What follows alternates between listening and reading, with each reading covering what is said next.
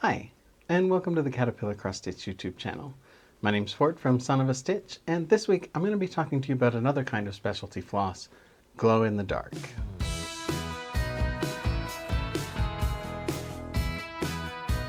Now, any kind of specialty thread that you might use, whether it's metallic or neon or synthetic or silk, is always going to have its own special little quirks and particular ways that you should handle it in order to get the most out of it.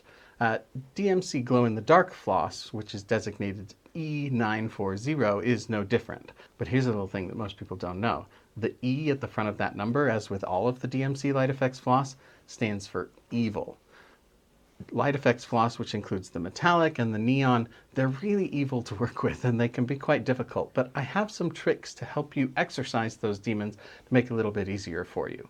The first one is one that I talk about all the time, and that is use a bigger needle. Most people use too small of a needle because they're worried about stretching out the holes in the fabric, but the fabric is flexible. It will recover.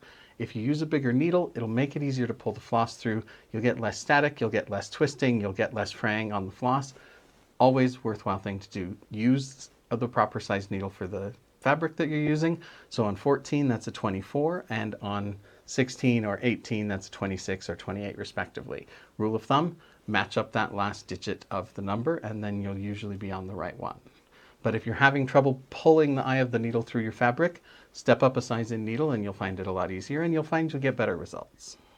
And my next tip is something that I recommend frequently with all of the specialty threads, and that's a product called Fray Check. If you check this out here, first of all, make sure you heed the warnings. This is not eye drops. Do not put it in your eye. You will regret it. Also pretty flammable, so careful on that front too.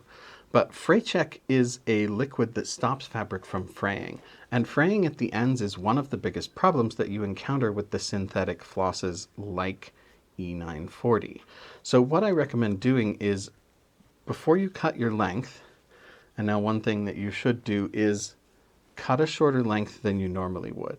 I still am going to use loop start, so I'm going to use the two ends of a single piece of floss instead of using two separate ones, but I'm going to cut it shorter. Now, if you read like an old Better Homes and Gardens or something like that that tells you how long to cut your floss, it says to keep them like 18 inches long or something like that. But personally, I hate stopping and starting. It makes the back dirtier, and every time I stop or start, I risk not starting back up. So I like to use longer pieces. You know, I'm out here just like staying alive. But with a synthetic floss like glow in the dark, you'll want to use a shorter piece. So I'm going to cut it a little bit shorter here. But before I cut my floss, I'm just going to take my Fray Check, and I'm going to put just the tiniest little dab right at the spot where I'm going to cut. Now I'm going to give that just a moment to dry a little bit before I cut it.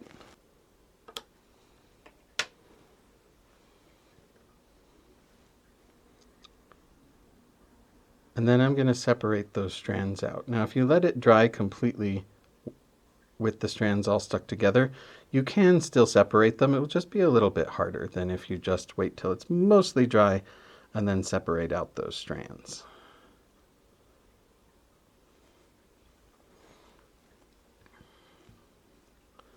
So this will reduce the amount of fraying that you'll experience on the ends of your floss, and that fraying and unraveling is one of the things that's the hardest to deal with. It leads to tangling, it leads to static, it leads to all sorts of problems.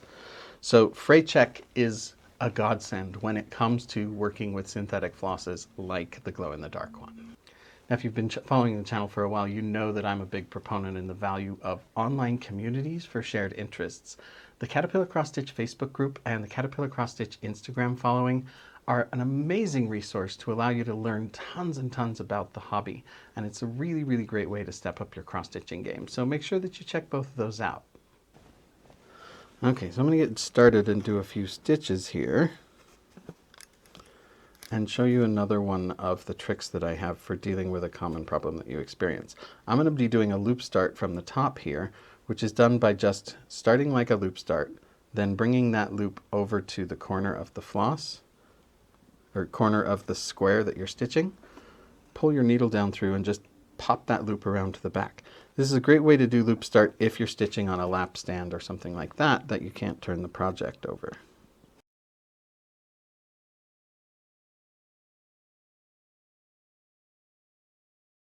One of the things that makes synthetic flosses like glow-in-the-dark floss a little bit more complicated to use is that because of the synthetic fibers that they're made from are not as stretchy as cotton, you'll frequently wind up with kind of uneven tension between the strands. So most of us are in the habit of untwisting our floss, whether we do that by holding the needle up and just twisting it, or whether we do that by holding the project upright and letting the needle untwist itself. But with a synthetic floss, you also need to even out the tension between the strands. So the way that I do that is just every once in a while, maybe every 20 or 30 stitches, I will hold on to my needle, I will slide it on the eye all the way down to the fabric, and then pull that back up. And that will even out the tension between the two strands. They get uneven because as you're stitching along here, you're kind of coiling around the fabric.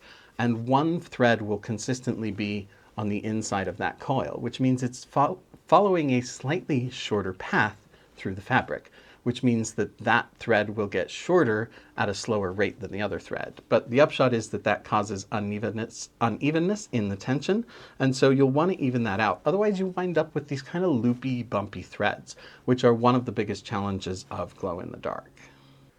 Now I want to take just a second right now to remind you to join the Caterpillar Cross Stitch VIP Stitch Club. When you join, you'll get a free ebook with 8 free PDF cross stitch patterns in it, plus you now get a cool year-long temperature tracker pattern. In addition, you'll get all the latest news about Caterpillar cross stitch stuff, including an announcement before tickets go on sale for any future stitch retreats, so you can make sure to get in on those before they sell out. Make sure you hit the link down there in the description so that you don't miss those great perks. Now, once you've gotten the hang of using glow-in-the-dark floss, it opens up whole other worlds of projects, including a really popular thing, which is to kind of hide something in the middle of something that's supposed to be white. So you can replace some of the white stitches in a project with glow-in-the-dark floss, and that'll create like a hidden message, something that won't show up until you turn the lights off. Now, if you're going to do that, you usually don't want to use B5200, the bright white embroidery floss. Even though that's usually what I use, even if a project calls for blanc/white or calls for winter white, I almost always substitute in the bright white. But because the E940, now I don't know if you can see it, it's just a tiny bit cream colored compared to the bright white. It's just got a little bit of a yellowish or tannish tint to it. So usually what I will do is I will instead use 3865 winter white or even blanc white because it's a better match for the E940 and will avoid spoiling that surprise. So I'm going to finish my project and then I'll show you what it looks like to hide some glow in the dark in among the white. So I finished stitching that symbol in the E940 glow-in-the-dark floss, and then I filled in the area around it with some of that 3865 winter white floss. And as you can see, it pretty much just looks like a white square until I turn the lights off.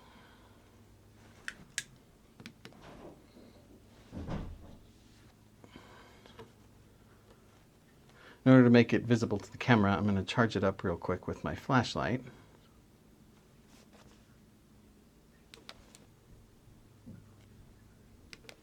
You can see that that leaves us with this little hidden skull, which is a concept from Renaissance art, which has always really fascinated. Oh, you can't see me.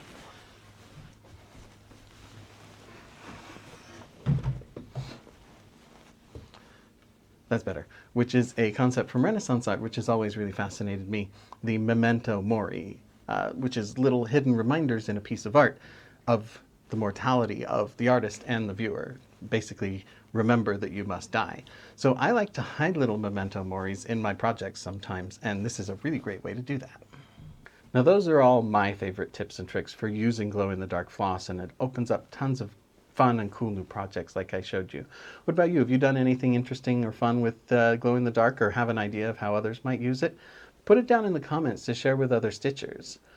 I do want to thank you so much for watching my video. Please don't forget to subscribe to the channel, like this video, and leave me a comment. You know that that helps me out, so I would really appreciate it. Other than that, I do want to thank you again. For Caterpillar Cross Stitch, my name is Ford, and I will see you next time.